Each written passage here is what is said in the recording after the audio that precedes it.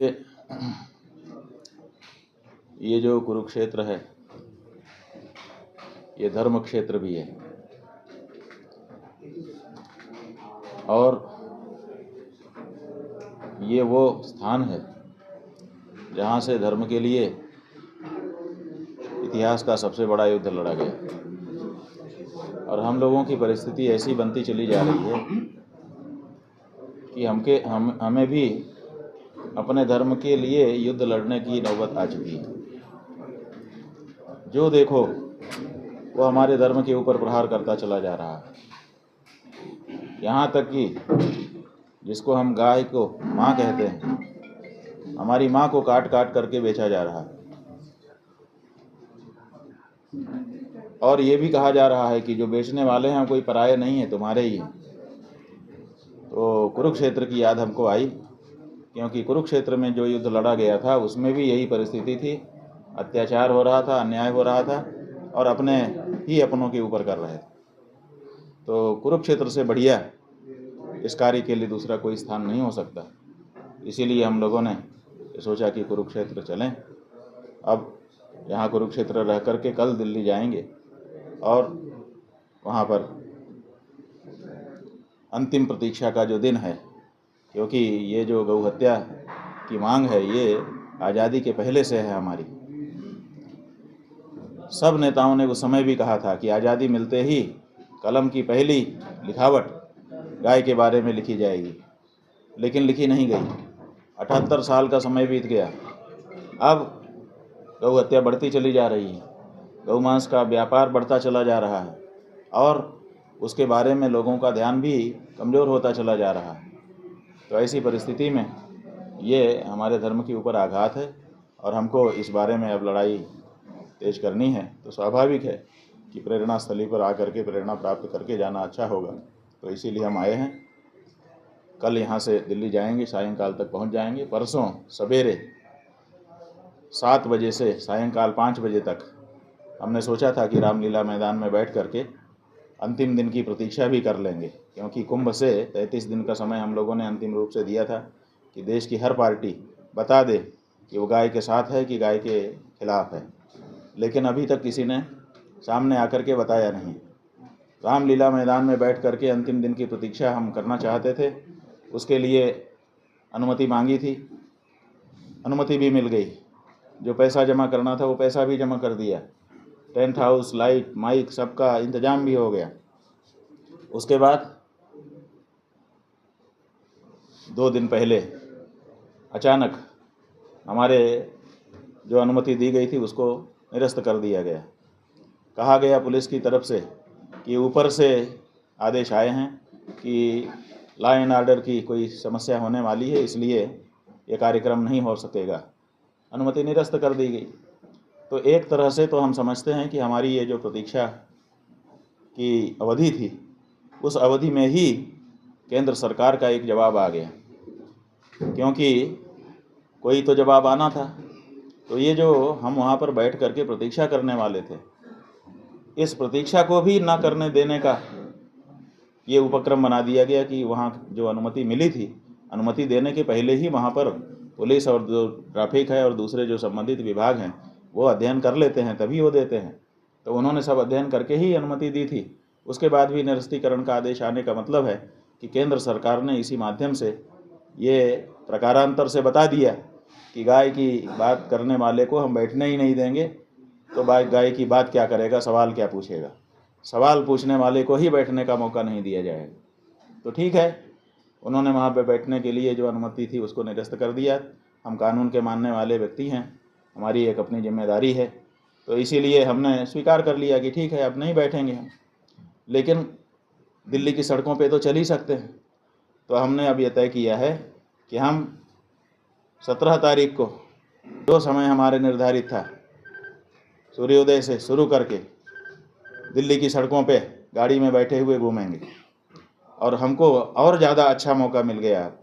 हम एक तरह से धन्यवाद देना चाहेंगे, निरस्तीकरण करके उन्होंने और अच्छा मौका दे दिया। वो क्या मौका है कि पहले तो हम दिल्ली में किसी जगह पे बैठ रहे थे रामलीला मैदान में, अब गाड़ी में बैठ करके हम जब चलेंगे तो कहाँ जाएंगे।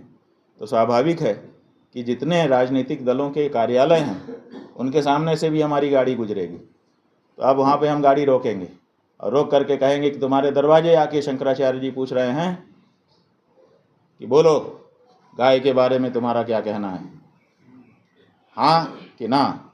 अगर हाँ है तो स्वागत है, ना है तो स्वागत तो नहीं है, लेकिन सम्मान है कि कम से कम सच बोल रहे हो। और अगर हाँ ना बोलने की दोनों की हिचकिचाहट है, इसका मतलब है कि 78 साल से जैसा आप चलाते आए हैं आगे भी वैसा ही चलाने का आपका इरादा है, जो कि हमको स्वीकार नहीं है। इसलिए 5 बजे शाम तक घूम करके जो जो कार्यालय आएंगे सबके सामने उनसे पूछते हुए 5 बजे अपनी बात हम कहेंगे, और उसी आधार पर जो देश के सनातनी हैं, गौ भक्त हैं, वो अपना अगला कार्यक्रम सुनिश्चित करेंगे।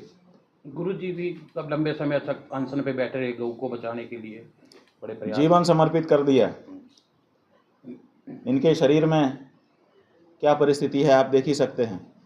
एक जवान अपने जीवन का एक तरह से बलिदान कर देता है, लेकिन आप उसकी आवाज़ नहीं सुनते हो, उसकी बात नहीं सुनते हो। ये हमारे आज़ाद जी हैं, ये भी आपके हरियाणा के हैं।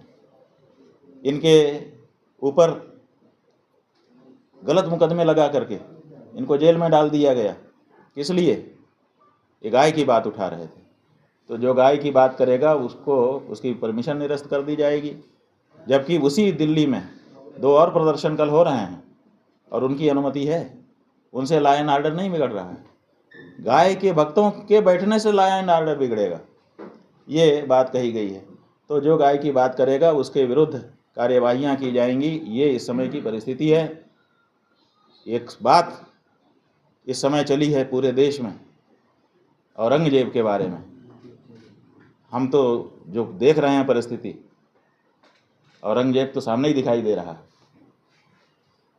नहीं, क्या करता होगा अंग्रेज? यही तो करता होगा जो आज हो रहा है। तो ये अच्छी परिस्थिति नहीं है।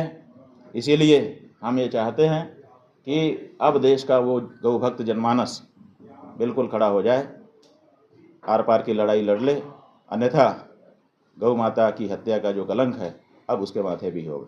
गुरुदेव, अक्सर जो है महाकुंभ में कुछ विवादों बयानों पे आपके विवाद भी हुआ, इस विषय में क्या कहेंगे? क्योंकि देखिए, आप लोग कहते हो, आप लोग पत्रकार हो, हम क्या कहें। आप कहते हो विवाद हुआ। क्या विवाद हुआ हमारे बयान पर? जो सच बात थी हमने कही, किसी ने उस सच्चाई का खंडन किया, विवाद क्या हुआ? आप लोग कहते हो विवाद हुआ। क्या विवाद हुआ बताओ?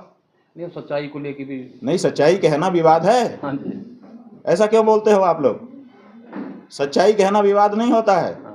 हमने कोई बात ऐसी नहीं कही जो विवादास्पद हो। हमने सच कहा और हमारे द्वारा कहा गया सच बाद में प्रमाणित हुआ। जब जब हमने कहा तब तब, क्योंकि हमने कभी भी मिथ्या या दुर्भावना से कोई आरोप नहीं लगाया। इसलिए हमने जो कहा वो आपको नहीं चुभा सुहाया, वो एक अलग बात है। आपको चुभ गया, वो भी एक अलग बात है।